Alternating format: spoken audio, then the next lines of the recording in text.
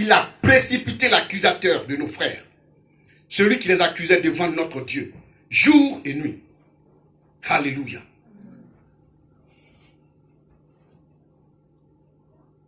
Ils l'ont vaincu à cause du sang et de l'agneau et à cause de la parole de leur témoignage. Satan descend sur terre et voilà ce qui se passe. Verset 12 dit, c'est pourquoi réjouissez-vous cieux et vous qui habitez dans les cieux. Quand Satan quitte le ciel, on dit au ciel de se réjouir. Parce qu'en fait, en réalité, on savait que le gars n'était pas sérieux. Alléluia. Parce qu'avant d'avoir 1 milliard, un tiers des anges, il est certainement passé chez plusieurs anges. Et certains anges lui ont dit non, on ne peut pas faire ça. Non, on ne peut pas faire ça. Non. Donc déjà, les gens savent que Lucifer n'est pas bon. Alléluia. Et quand il est précipité, il faut que le ciel se réjouisse. Mais alors, la parole qui a été prononcée dit ceci. Malheur à la terre et à la mer, car le diable est descendu vers vous, animé d'une grande colère. Alléluia. C'est la Bible qui le dit, il y a un malheur. Sur la terre, il y a le malheur. Pourquoi? Parce que Satan est descendu ici. Alléluia. Il y a des personnes, quand ils arrivent, on dit c'est le malheur. Ah, lui là ici. Non, les gars, non. Alléluia. Amen. Il y a des présences qui dérangent. Dans le mauvais sens. Dès qu'on sait que la personne arrive, bon, si c'est lui qui arrive là, c'est pas la peine. Bon, hey, les gars, bon, on est à demain. Il commence à ranger ses affaires. Satan a une onction qui s'appelle malheur. Il ne sait rien faire de bon. Tout ce qu'il fait, c'est méchant. Malheur à la terre.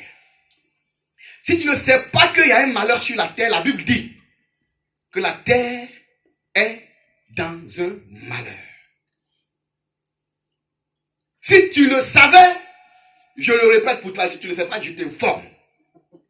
Alléluia. Amen. Il y a un malheur sur la terre. Quand on parle de la terre, on parle de l'Afrique, on parle des États-Unis, on parle de tout ce qui se trouve sur la terre. Le malheur est réel. Le malheur est réel. Ces temps-ci, il semble qu'il y a un ministre qui est mort quelque part, un premier ministre, et on dit qu'on l'a empoisonné. Il y a un malheur. C'est un malheur sur la terre. Tu ne peux même pas manger à l'aise. Tu ne peux plus aller chez quelqu'un pour manger tranquillement. Et tu risques de sortir de là avec un cancer programmé. Oui. Et c'est programmé, on sait que dans 6 mois tu vas mourir. Et puis ils sont là, vous riez ensemble. Alors c'est lui qui a fait.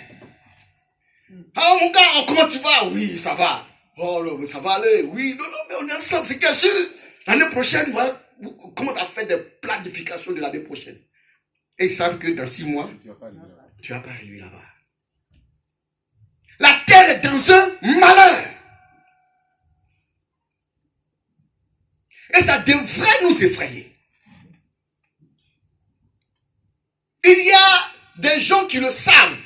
Des gens même qui ne veulent même pas que Jésus soit dans leur vie. Ils le savent. Et comme ils le savent, ils se font protéger par des gris-gris. Par des amulettes. Malheureusement, quelquefois, l'amulette là les abandonne. Ou bien ils oublient l'amulette à la maison. J'avais un cousin qui aimait ça. Il aimait porter les amulettes et tout ça. Pour que lorsqu'on le poignarde, ça ne rentre pas. Alléluia. Parce qu'il sait que la terre est dans le malheur. Il sait que les gens sont méchants. Mais ce jour-là, sur le pont de Trècheville, il avait oublié son amulette à la maison. Arrivé sur le pont de Trècheville, les enfants l'ont entouré, l'ont poignardé. Il était évanoui. On l'a ramassé. C'est à l'hôpital, on n'a pas pu le retrouver. Pour vous dire qu'il y a un malheur sur la terre. Un président de la République des États-Unis se fait protéger par les plus grands, c'est pas les plus grands gardes de corps. Ce jour-là, il était en train de passer. Tous les services de renseignement se sont positionnés. Et puis, il y a un petit sniper. Il s'est perché sur l'immeuble là-bas. Il a bien calculé, bien positionné son objectif, bien plongé sur la route où ce certain président allait passer. Lui qui est tellement protégé. Alléluia. Quand il arrive à son niveau, quand il a libéré la balle dans la poitrine du monsieur. Il y a un malheur sur la terre. Qu'on le sache, que les gens fassent, donnent l'impression qu'il n'y a rien, mais en réalité, il y a quelque chose. Parce que la Bible en parle. Malheur à la terre parce que Satan est descendu parmi vous. Celui qui voulait renverser Dieu est descendu parmi vous. Celui qui a convaincu plus d'1 tiers des anges pendant que l'Éternel Dieu même était là, il est descendu sur terre. Chers frères et sœurs, nous sommes en danger. Il y a un danger permanent sur cette terre. Et c'est une réalité. Et c'est pourquoi cette parole m'interpelle. Je voulais partager avec vous. C'est vrai que Satan est descendu avec une puissance pour anéantir la terre. Parce qu'il sait que c'est vrai qu'il est tombé sur la terre, mais sa fin n'est pas sur la terre. Le Seigneur a prévu un lac de feu pour lui. Et donc, il lui reste peu de temps. Donc, il veut qu'il fasse le maximum de dégâts parmi les êtres humains avant de partir dans le lac de feu. Alléluia. Mais gloire au Seigneur. Nous avons eu des dévanciers. Des gens qui ont connu le Seigneur Jésus avant nous. Quand Jésus a vu cela, que la terre était dans le malheur, il est venu pour nous sauver. Il est venu pour nous donner des instructions à suivre. C'est vrai, nous sommes dans le malheur, la terre est dans le malheur, mais si vous faites ceci, vous faites cela, vous marcherez de victoire en victoire. Amen. Alléluia. Amen. Ça, c'est Jésus-Christ de Nazareth. Et quand il a fait ça, la Bible dit qu'il y a des gens qui ont fait ce qu'il dit de faire. Et voilà comment ils ont vaincu Satan. Comment ils ont vaincu le serpent ancien. Comment ils ont vaincu le diable. Il dit ils l'ont vaincu à cause du sang de l'agneau. Et à cause de la parole de leur témoignage. Ici, il y a 2 éléments puissants sur lesquels on va s'arrêter. Pour voir comment vaincre ce diable qui veut qu'on soit toujours dans le malheur. Qui veut qu'on ait toujours peur. Alléluia. Je parlais avec une dame. Quand je vais me coucher, j'ai peur. Quand je vais me coucher là, on dirait qu'il y a des gens dans la maison. J'entends les pieds des gens qui marchent dans la pourtant il n'y a personne. C'est de ça qu'il est question. Alléluia. Aujourd'hui, ceux qui nous ont dévancés, la Bible dit qu'ils ont vaincu ces peurs par le sang de l'agneau. Qu'est-ce que le sang de l'agneau peut faire pour nous? Et ça, marquez ça bien dans votre esprit. Si vous avez des stylos, écrivez. Le sang de l'agneau est très, très puissant. Le sang en lui-même se cache ce qu'on appelle la vie. L'âme se trouve dans le sang. À tel point que si quelqu'un perd beaucoup de sang, son âme sort. Et puis, il devient ce qu'on appelle quelqu'un qui est mort. Alléluia. Donc, le sang est très important. Tout ce que nous faisons a besoin de sang. Quand quelqu'un est fâché, quand les esprits méchants sont fâchés, ils ont besoin de sang. Quand nos hôtels sont fâchés, ils ont besoin de sang. Dans notre famille, un jour, On a une soeur qui est tombée malade. Elle était sur le point de mourir. On s'en va consulter. Et puis, le féticheur dit oui. C'est le génie de la famille qui est fâché. Donc, il a besoin qu'on lui donne un poulet. Si on ne donne pas le poulet, non seulement elle va mourir, mais il va attaquer quelqu'un d'autre. Donc, quand lui, il a fait, il rend les gens malades. La terre est en danger. Alléluia. Et on lui a donné le poulet, mais la sœur est décédée quand même. Mais la seule chose qu'il n'a pas fait, c'est qu'il n'a pas attaqué quelqu'un tout de suite. Et quand moi je vois ça, j'enlève mon pied de là-bas. Mais avec tous les risques que ça comporte. Alléluia. Donc le sang de l'agneau va venir faire de grandes choses pour notre vie. Le sang de l'agneau parle à notre place. Il a un langage. Souvenez-vous que le sang parle. Quand Caïn a tué Abel, Dieu a dit à Caïn, le sang de ton frère crie jusqu'à moi. Vengeance. Le sang de ton frère crie jusqu'à moi, vengeance. Le sang a un langage, le sang parle. Le sang est le seul élément dont la voix traverse les cieux. Toi, tu cries ici, on ne peut pas t'entendre jusqu'au nuage. Mais si ton sang crie, ça traverse le nuage. Est-ce que quelqu'un me comprend ce matin? Amen. Le sang a une voix. Le sang a une puissance dans sa voix. Et c'est le langage du sang que les esprits comprennent. Je vais doucement pour que chacun de nous retienne quelque chose ce soir. C'est le langage de sang que les esprits comprennent. Or, notre Dieu est esprit. Donc, il comprend aussi le langage du sang. Alléluia. C'est pourquoi avant, autrefois, quand Jésus n'était pas encore venu, quand les enfants d'Israël commettaient un péché, tu viens avec un bouc ou bien un mouton, un bélier, ça dépend du péché que tu as commis. Et puis, tu déposes ta main sur le bélier. Et puis, tu confesses tes péchés sur le bélier. Et puis maintenant, on égorge le bélier. On prend le sang pour asperger l'autel. Et puis, ton péché est pardonné. Alléluia. Amen. Ou bien, tu déposes ta main sur le bélier. Et puis, tu confesses tes péchés sur le bélier. Et puis maintenant, on relâche l'animal dans le désert. Il s'en va mourir. Donc, il s'en va mourir avec tes péchés. Donc, le sang a un langage. Et aujourd'hui, je vais vous parler de quelques qualités du sang de l'agneau pour nous. Alléluia.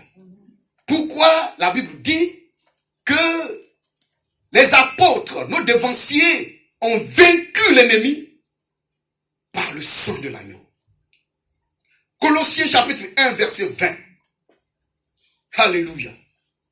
Prenez ces versets et lisez-les à la maison. Colossiens chapitre 1, verset 20. Serviteur Salomon, tu vas nous lire Colossiens chapitre 1, verset 20.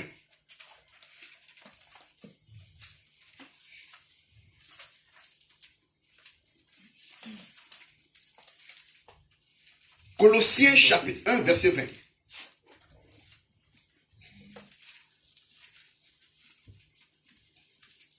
J'ai lu la parole de Dieu dans Colossiens chapitre 1 au verset 20.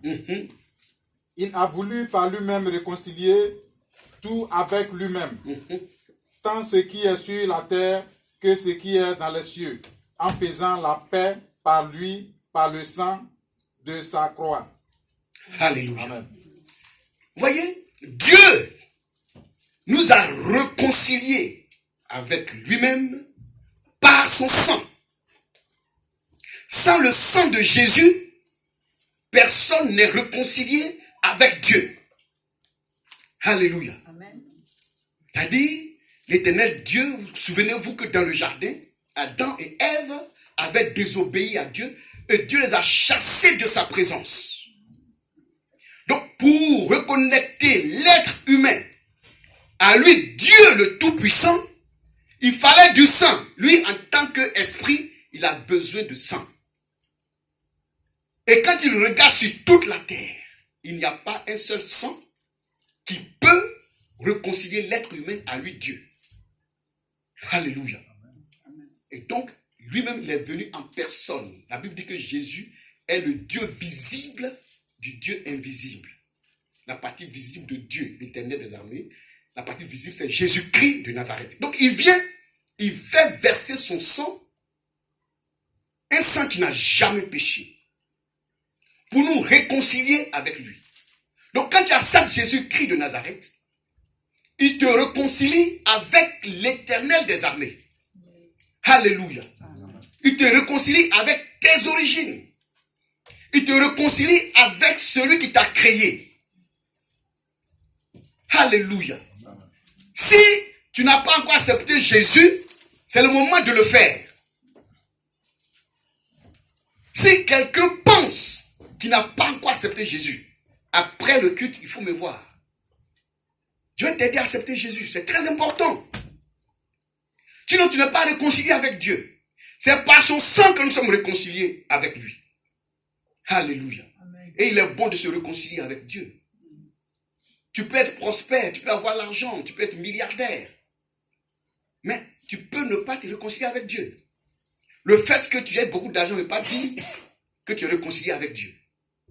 Alléluia. Amen. Le fait que tu prospères ne veut pas dire que tu es d'accord avec Dieu.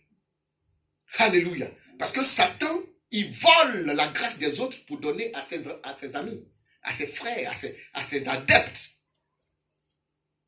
Donc, Jésus nous a réconciliés avec l'Éternel des armées. C'est très important.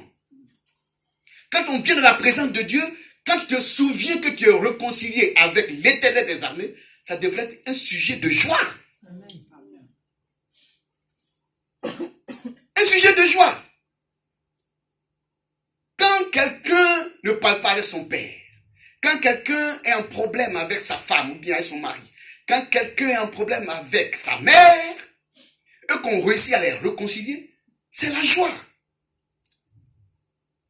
Quand tu sais que ton Père Céleste te connaît par ton nom, désormais, il n'est plus fâché contre toi, mais tu dois te réjouir. Amen. Et quand tu viens dans sa présence, dès que tu rentres dans la maison de Dieu, tu sais que ici c'est la maison de mon Père, l'Éternel des armées, celui qui m'a réconcilié avec lui-même. Il était fâché, je ne sais pas quel acte j'ai posé de grand, mais lui-même il est venu encore me réconcilier avec lui, malgré mes défauts.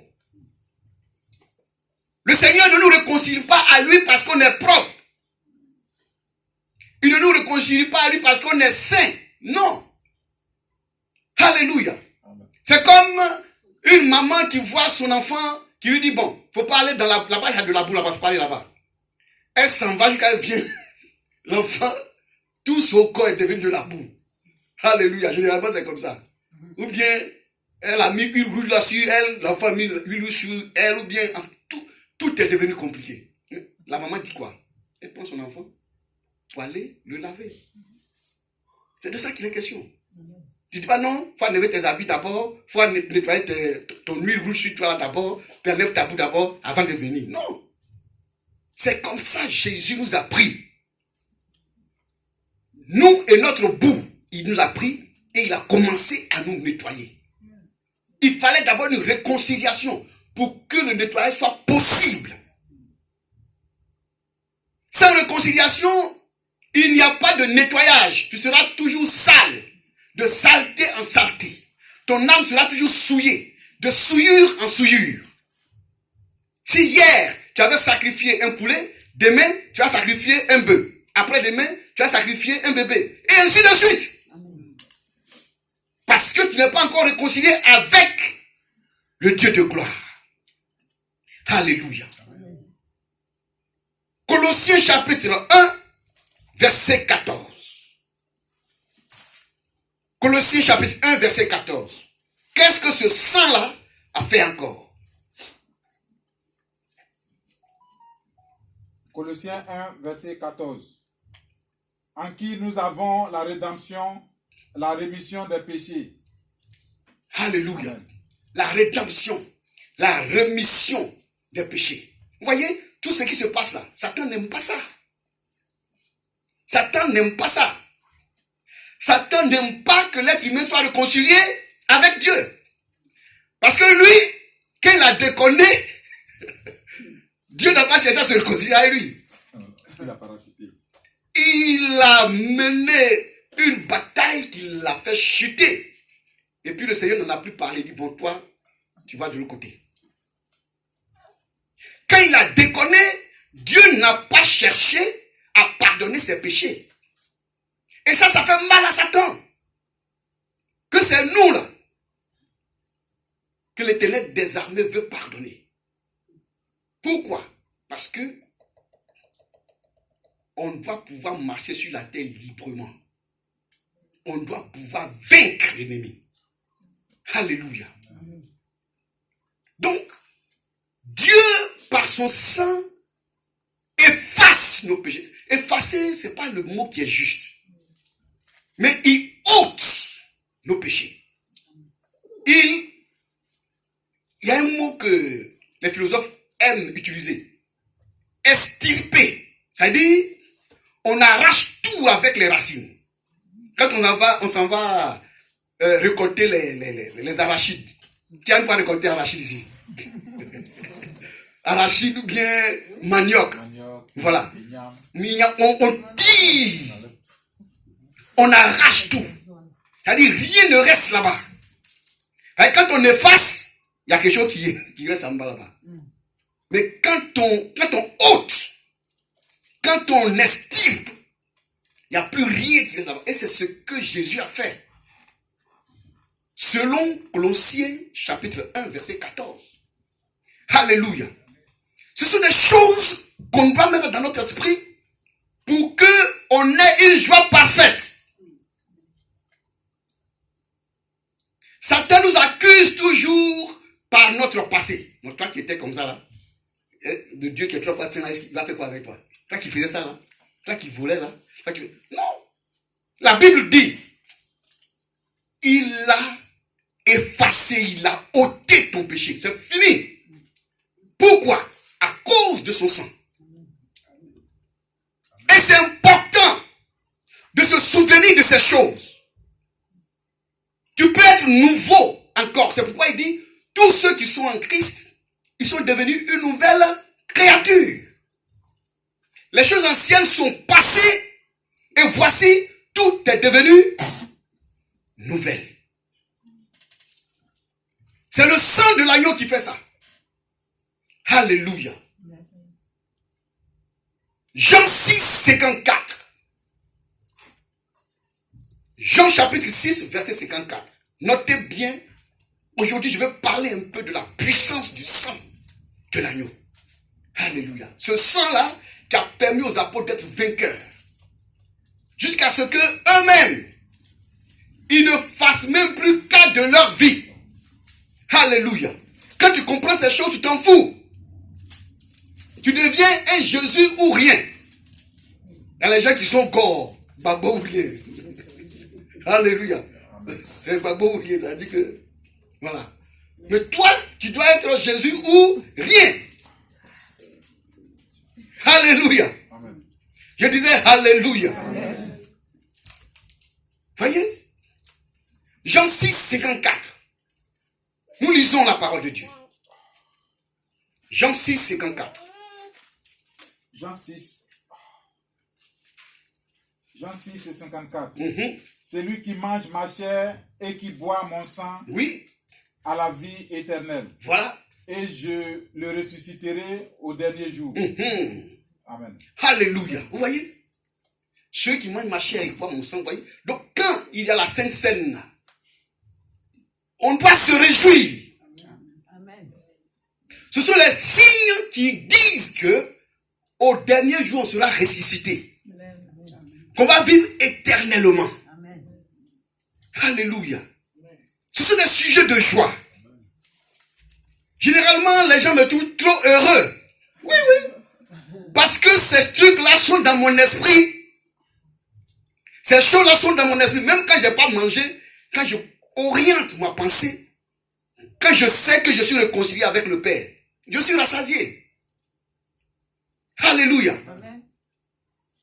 J'ai fait 20 ans dans ce pays, je n'avais pas de papier. Mais j'étais le plus heureux. Pourquoi? Parce que je sais que je serai ressuscité au dernier jour. Amen. Toi, tu es anglais, c'est bien. Mais si tu ne veux pas réconcilier avec le Père, au dernier jour, tu vas pleurer. Le passeport, tu resteras avec ton passeport rouge dans ta poche ici. Mais moi, j'ai le passeport pour aller chez le Père, le Créateur. Amen. Ce sont des choses qui doivent nous réjouir. On ne doit plus peiner, on ne doit plus rester là pleurer sur des petits gains par-ci, des petits gains par-là, sur les mensonges des uns et des autres. Lui là, il m'a trompé, lui là, il m'a menti. Ceux-là, ce sont des éléments diaboliques pour vous enlever votre joie. Or, la joie que le Seigneur nous donne appelle la grâce sur notre vie. Si quelqu'un pouvait savoir ça. Amen. Quand tu es souvent en joie, la grâce te cherche. Oui. La grâce te cherche. Alléluia. Amen. 1 Jean chapitre 1 verset 7. Donc à cause du sang de l'agneau, on sera ressuscité. C'est-à-dire là où on est assis là, le sang de l'agneau est appliqué sur nous. C'est appliqué. Donc si le Seigneur descend tout de suite, paf, on s'en va. Pourquoi? Parce que c'est appliqué. Il reconnaît ses enfants. Souvenez-vous, lorsque les enfants d'Israël devraient partir, quand Satan ne voulait pas, quand les Égyptiens ne voulaient pas laisser les enfants partir, il a dit quoi? Tuez les agneaux, mettez le sang sur les portes. L'ange de la mort va frapper.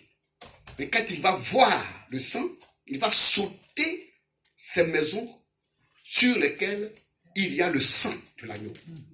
C'est pareil. Dès que tu te donnes au Seigneur, il te marque par son sang. Et puis, quel que soit ce qui va se passer, s'il revient tout de suite, tu es parti, en un clin d'œil. Et c'est ça qui est important. C'est pourquoi nous sommes ici. Moi, je ne viens pas à l'église ici pour que le Seigneur me donne des millions, des milliards. Non, je vais faire quoi avec? Si je suis milliardaire, là, je vais faire quoi avec? Je ne sais pas. J'ai payé les voitures, tu vas avoir 10 voitures. Tu vas ouvrir combien de voitures par jour? Alléluia. Il y a des gens, je me souviens, il y a un général en Côte d'Ivoire qui avait, il avait une parc automobile. Il y a Bentley, Mercedes, BMW, toutes les grandes marques. Et puis, il est content de présenter ça à la télévision. On dit, mais, Général Ouattao, comment tu as fait pour avoir tout ça? Il dit, non, mais c'est son business, lui, ça va prendre les voitures et puis il vient vendre, c'est son business et tout ça. Et quand il vend lui aussi, il a pour lui, et donc voilà. Vous voyez? Mais quand tu t'en vas à Yamoussoukro là, tu montes à combien de voitures en même temps? Et puis toi seul, tu as tout ça là. Et je fais quoi avec les milliards? Peut-être que je vais organiser des grandes croisades. Je vais inviter les bénéfices. Ils venaient prêcher l'évangile, les gens seront guéris, les gens vont se donner au Seigneur. Si c'est dans ce sens, il n'a qu'à me bénir, je vais faire ça. Amen. Alléluia. Amen. Mais si c'est pour avoir toutes les voitures, tu as construit des maisons, des châteaux aux États-Unis, et puis toi tu es ici. Qui est dans le château aux États-Unis là? Qui est dans la villa à Papekou là-bas? Toi tu es Abidjan ici. Vous voyez? Et puis les gens, ils sont fiers de ça. Mais toi et moi, on devrait être fiers du fait que le sang de Jésus est marqué sur nous. Amen. On doit être fiers de ça d'abord. C'est important. sang de Jésus, nous sommes constamment purifiés du péché. 1 Jean chapitre 1, verset 7. 1 Jean chapitre 1, verset 7. Si on veut parler du sang, on ne va pas quitter ici aujourd'hui. Il y a tellement de bonnes choses dans le sang. 1 Jean chapitre 1, verset 7. Mais si nous marchons dans la lumière, comme il est lui-même dans la lumière, nous sommes mutuellement en communion et le sang de Jésus, son Fils, nous purifie de tout péché. Vous voyez? Nous sommes continuellement purifiés de tout péché. Dans le monde, quand tu commets un péché, quand tu as déconné chaque année, il faut aller sacrifier un bœuf pour que la famille soit pardonnée. Moi, j'étais devant le fétiche de notre famille. Et puis qu'on envoie le poulet là, c'est moi qui égorge. Je sais bien égorger le poulet. Oui, je savais comment on égorgeait, et puis le fétiche est content. Et puis je fais ça. Et puis les gens envoient le poulet, on fait ça. Et après ça, on prépare et puis on mange. On mange. Avec appétit. Parce que le fétiche a mangé. Donc on partage avec le fétiche. Alléluia. Mais, dans 3 semaines encore, on va dire le fétiche est fâché. Donc il faut envoyer l'autre. Dans 3 mois, dans 1 an encore, il est fâché, il faut envoyer un mouton. Ça, c'est quoi ça? C'est quoi ça? Chaque fois, il faut renouveler. Mais Jésus, oh, alléluia. C'est-à-dire, il faut vivre la situation pour comprendre. C'est parce que vous n'avez jamais adoré le fétiche que vous ne comprenez pas le bien fondé de ce que Jésus a fait. Il est venu là poser l'acte une seule fois pour toujours, pour l'éternité, pour toute l'humanité. C'est tellement puissant. Il meurt et dit c'est fini, tout est accompli. De maintenant jusqu'à l'éternité. Tous ceux qui confesseront mon nom, leurs péchés leur seront pardonnés. Ils n'auront plus besoin d'aller voir un féticheur ni un marabout. Leurs péchés leur sont déjà pardonnés. Et continuellement. Quand il dit continuellement, ça veut dire que tu vas pécher, mais il va te pardonner si tu te répands. Au nom de Jésus. Amen. Oh, j'aime ce message. Wow. Ça me bénit. Et quelqu'un peut acclamer Jésus dans ses lieux. Le sang de Jésus est puissant, frère. Le sang de Jésus fortifie, libère. Regardez ce qui arrive. Hébreux chapitre 9, verset 14. Je vais bientôt m'arrêter parce qu'il est déjà l'heure. Si on veut parler du sang, on ne pourra pas finir. Le sang de Jésus, waouh. Une puissance, ça dit que tu ne peux pas passer une journée sans appliquer le sang de Jésus sur ta vie. Active le sang. Ça est déjà là, mais il faut activer. Matin, tu actives le sang de Jésus sur ta vie. Tu es dans le bus, tu te souviens, tu actives le sang de Jésus sur ta vie. Tu es dans ta voiture, tu actives. Oui, à chaque fois, il faut activer. Oh, alléluia. Hébreux chapitre 9, verset 14. Hébreux chapitre 9, verset 14.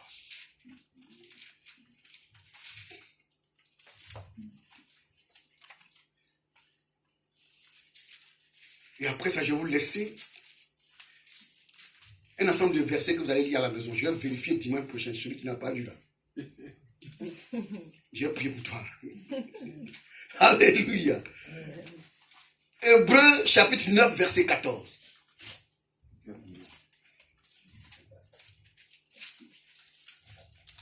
Hébreux 9.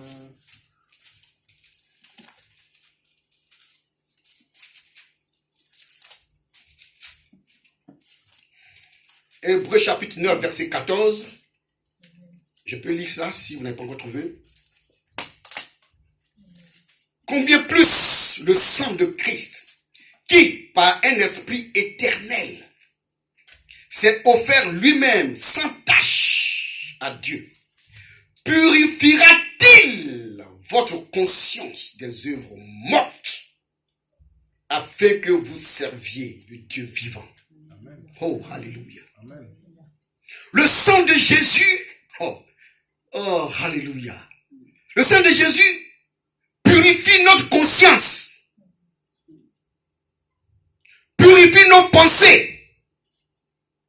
Nous tous on a les pensées impures. Tu es là et puis tu penses, oh là là, tu penses à des trucs. Tu oublies de penser à Dieu. Oh, si je pouvais avoir telle somme d'argent. Oh, mais cet homme-là, si je pouvais l'avoir, waouh. Il a les quintos, il a les plaquettes de chocolat. Allez, ta tête commence à tourner. Tes pensées sont ailleurs. Pareil, tu vois une femme passer et puis tu regardes une fois, on dit de ne pas regarder deux fois, mais forcer, tu vas te faire mal. Alléluia, tu tournes. La Bible dit, le sang de Jésus purifie nos pensées. Amen. Je ne sais pas si quelqu'un comprend la profondeur de la puissance du sang de Jésus. Pourquoi il fait ça? Pour qu'on puisse adorer le Dieu vivant. Amen. Oh Seigneur, purifie mes pensées. Amen. Ce serait la prière de ce soir. S'il t'est arrivé d'avoir des pensées impures, tu as les possibilités de l'effacer. Qui peut effacer tes pensées impures? Qui? C'est Jésus. À part lui, à part son sang, il n'y a pas quelque chose d'autre. Parce que personne ne sait où tu es assis là, tu as de poser quelque chose. Alléluia. Qui sait? Personne ne sait. C'est Jésus seul qui connaît nos pensées. Lui et toi, vous savez que tu as de penser à quelque chose que lui n'aime pas. Seigneur, purifie mes pensées. Et lui, il va s'en en charger à cause de son sang qui est versé. Amen. Oh, alléluia, la puissance du sang de Jésus. Amen. La puissance du sang de Jésus. Oh, alléluia. Apocalypse chapitre 7, verset 14 dit, ce sont ceux qui viennent de la grande tribulation. Ils ont lavé leurs robes et ils les ont blanchis dans le sang de l'agneau. Alléluia. Le sang de Jésus nous rend blancs comme neige. Ésaïe en avait parlé.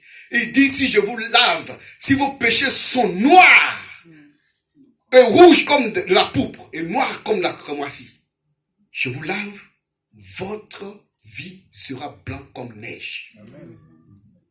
Le sang de Jésus est puissant, frère. Il est bon qu'on comprenne ces choses et qu'on ne néglige pas le sang de Jésus. Qu'on s'applique sur notre vie le sang de Jésus à chaque instant. Parce que c'est par ça que les apôtres ont vaincu Satan. Quand tu invoques le sang de Jésus, Satan est perturbé. Parce qu'il voit que tu es réconcilié avec Dieu.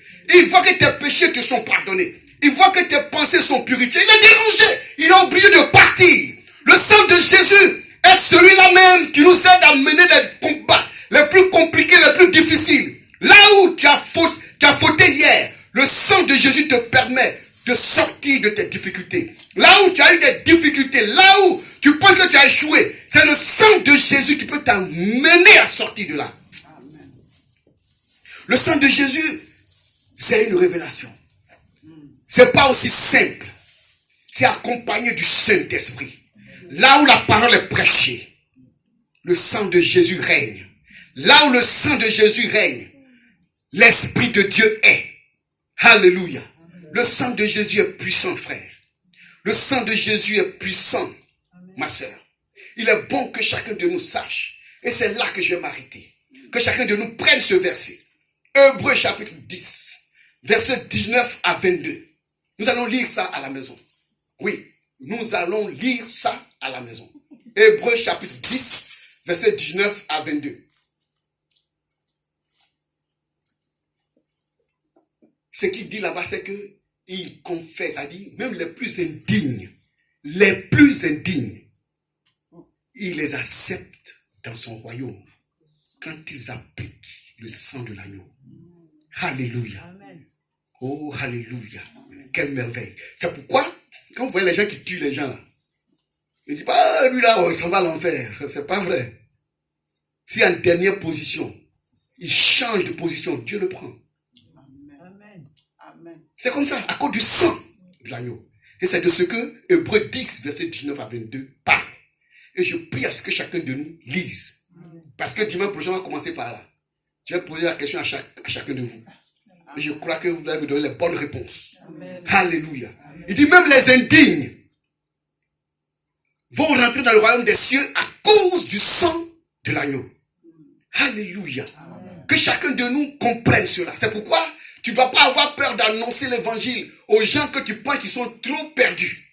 Ils sont brigands, ils sont prostitués, ils sont gays, ils sont ceci. On leur donne tout genre de noms.